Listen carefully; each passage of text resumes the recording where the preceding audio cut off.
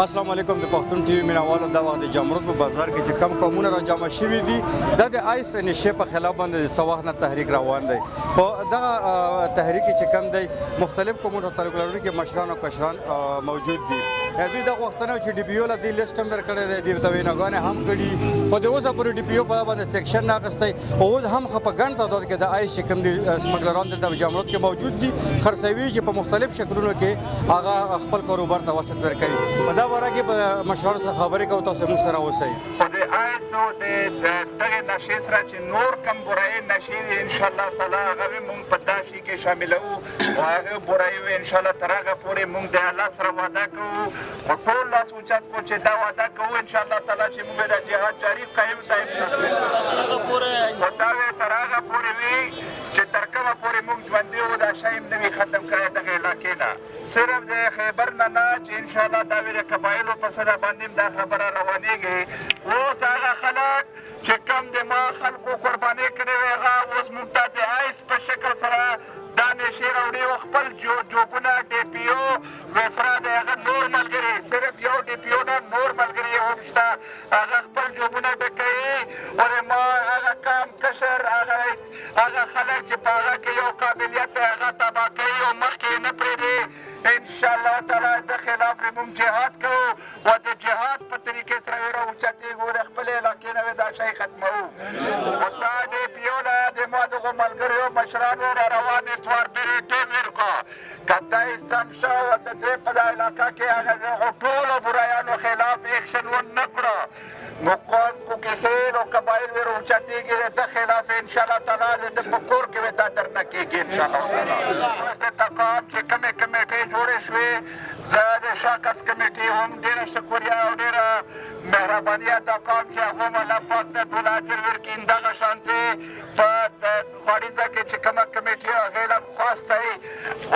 کومه کمیټې چې د بکرې راغلې او د علي مجد راغلې هغې له هم خواستی چې هغه موږ له مکمل لیسټونه حواله کړي. په دا علاقه کې چې څوک هم د آیس وایي منشیاتو کاروبار کوي پټه خبره نه کوم د دغې میډیا په ذریعه یې ټول ورته اورول غواړم مهرباني وکړو ماله یې هغو خلکو نامې راکړو د هغو خلکو ټلیفون نمبر یې راکړو چې زه به هغه ته څرګند ویم چې اوس هېڅوک هم یې نه تپوس نه شي کولی. الله په فضل سره زه یې ته ودرېږم زه یې دغو عوامو په سر باندې انشاءالله تعالی تاره به تپوس کوم انشاءالله تعالی او زه خپل بچي په تاسو باندې نور نه شهیدان کوم نه تباه کوم انشاءالله تعالی او د خلاف انشاءالله مکمل جهاد کوو. تیار یو که غیر اعوذ بالله من الشیطان الرجیم بسم الله الرحمن الرحیم. د ټولو نه اول خو زه چې څومره خلک راغلي ډېره شکریه یې ادا کوم، خاص کر د شاکس کمیټي زاهد بھائی او طاهر دو چې راغلي ډېره شکریه موږ سره کیسه واخېسته. موږ هلته ډېر ناستې وکړل فیض الله جان مالک له الله جنتونه یې ورکړي ده سره یې کوم غم دی. موږ ډېر ناستې کړي وو ډي پي او له موږ ټیم هم ورکړی وو خو ډي پي او یې موږ سره هېڅ مدد نه کوي. موږ دغې خبرې لا راوتې وو چې زه په آیسو باندې موږ ډېرې خبرې وکړې ډېرې کیسې مو کړې ټول ته خبر وو چې آیس څه شی دی او آیس نقصان څه دی تاوان یې څه دی. د ډي پي او صرف په صرف پیسو له راغلی دی. دا یې څه جو موږ سره هېڅ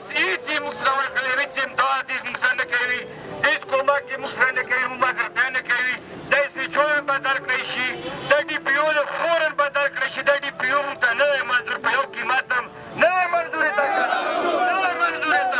دا ډي پي او ختم کړی شي.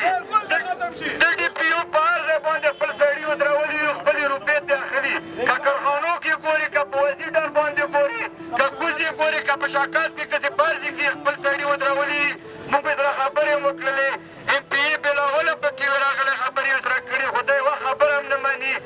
مهرباني وکړي موږ وایي چې پولیس ته وایي وزیر اعلی ته وایي چې دا فوراً یې داسې نه ایسې کړی شي. دا ډي پي او موږ ته نه دی منظور. مطلب دا چې دا آیس او نشات ثبوت یو زنانه لوپټه یې شوي ولي دا تاثرات هم مونږ کړي دا یو سر رپورټ مونږ کړی دی چې زنانه ټیپ شی وله روشي یا سره کپړه وي یا یې لوپټه وي دا هم زړه غواړي چې دا ونیسو بړه باندې مونږ لوس واچوو. دا یوه خبره وه پکې لکه غیرت جنازه وځي. دویمه ده چې دا خوب نه کوي. درېیمه ده چې دا د شک په نظر باندې هر سړي ته ګوري چې دا یو ننښودنه بعد اوس ویټ په نامه باندې یو شی روان دی دا انتهایي خطرناک دی. ده نه مخکې ملک صاحب خبره وکړه انتظامیې پکې لږ کردار ادا کړی و خو اوس زه دا خبره دلته کوم ځان د وسعت نه چې په دا کې انتظامیه په خپله ملوث وګوره ټول کر دا خبره کوم چې په دا کې داسې ذمهداران شته انتظامیې چې په کې ملوث دي دا شی دا کوي دی کاروبار دی دی بزنس دی پروفیشنل طریقه باندې دا یو شی دی روان کړی او دا کوي دا شی ده چې مخکې منشیات په هر چیک پوسټ باندې وې روزانه وی چې په لاله کنډاو یې نن 80 کیلو ونیول وی چې په بګیاړي یې نن 120 کیلو ونیول وی چې په 55 کیلو یې په تخته بیګ ونیول خو نن چې دا انتظام بدل شوی او دا پولیس ته اورېدلی تاسو چېرته اورېدلي چې چېرته په پاټک باندې یو 2 کیلو چرس نیولي شوي وي یا بوډر نیولي شوي وي نه